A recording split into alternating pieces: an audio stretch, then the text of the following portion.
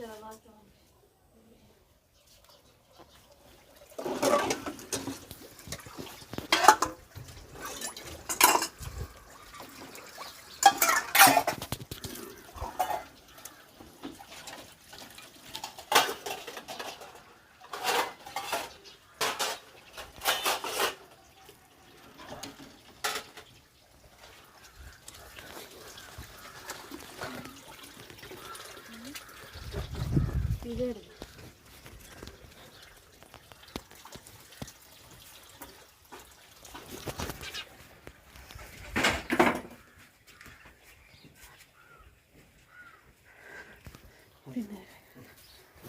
நான் தான் எங்கள் குடும்பத்தில் மூத்தாலாக பிறந்திருக்கேன். நான் வந்து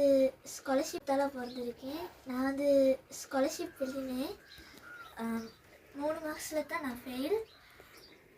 கட் அவுட் மார்க்ஸை விட 3 மார்க்ஸ் தான் குறவு. மார்க்ஸ் சொல்லுங்கள் எவ்வளோட்டு?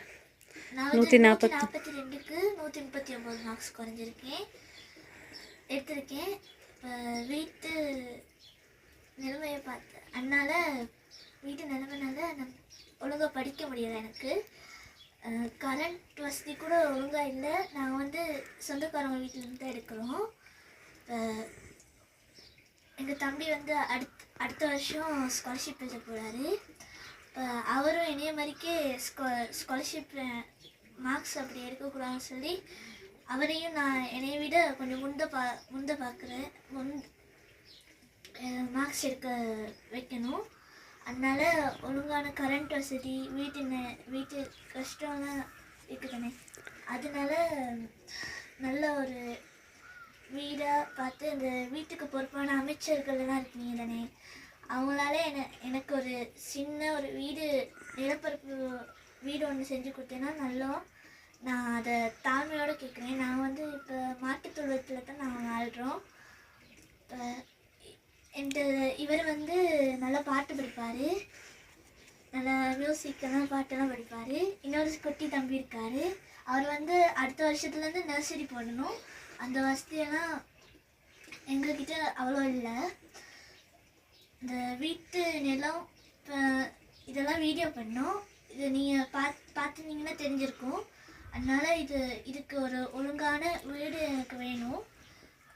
படிக்கிறதுக்கு நல்ல இடவசதி வேணும். அதுக்காக நான் அந்த வீட்டுக்கு பொறுப்பான அமைச்சர்கள்கிட்ட தாழ்மையிடம் நான் வீடு கேட்குறேன். இப்போ உங்களுக்காக ஒரு பாட்டி தம்பி படிக்கிறானா. அராரிராரோ நான் இங்கு பாட தாயே நீ கண்ணுறங்கு என்னோட மடி சாய்ந்து. அராரிராரோ நான் இங்கு பாட தாயே நீ கண்ணுறங்கு என்னோட மடி சாய்ந்து. வாழும் காலம் யாவுமே தாயின் பாதம் சொர்க்கமே. வேதம் 4ம் சொன்னதே அதை நான் அறிவேனே. அம்மா எனும் மந்திரமே அகிலம் இருக்கோம். 3 பிள்ளைகள் இருக்கு. அது மட்டும்தான் வேலை. மற்றது வீடு வசதி இல்லை எனக்கு. அதனால தான் இந்த வீடியோ எல்லாத்துக்கும் மலையக அரசியல்வாதிகளாக இருக்கட்டும், படித்தவங்களாக இருக்கட்டும், அனைவருக்கும் இந்த வீடியோ போய் சேரணும்னு நினைக்கிறேன். இந்திய வீட்டு திட்டத்தால் எனக்கு வீடு கொடுக்குறதாக பல தகவல்கள் எனக்கு நியூஸ்லாம் பார்த்து தெரிஞ்சுக்கிட்டேன். இதனால் எனக்கு வீடு வசதி இல்லை. மாட்டு கொட்டியில் தான் இருக்கிறோம். 3 பிள்ளைகள் வச்சுருக்கேன். ஒரு பிள்ளை ஸ்காலர்ஷிப் எடுத்து 3 மாதத்தில் குழந்தைச்சு. கரண்ட் இல்லை, கூகுள் அது அந்த மாதிரி நன்மையில் வீட்டு வசதி பத்தாதனால 3 மாதத்தில் ஃபெயில். அடுத்து ஒருத்தர் இருக்கார்.